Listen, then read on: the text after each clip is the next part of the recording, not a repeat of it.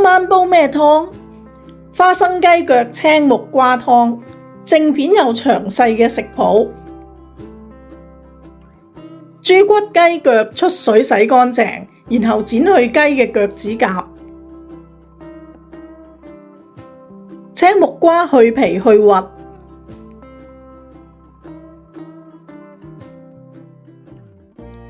花生同埋眉豆洗乾淨，將所有嘅材料放落煲，加入適量嘅水同埋一塊薑，大火煲10分鐘，然後轉小火煲1個鐘。鍾意飲老火湯嘅朋友咧，可以煲佢個半至2個鐘嘅。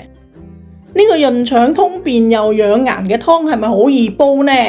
記得訂閱我啊！逢星期3新片上架，下個禮拜3見。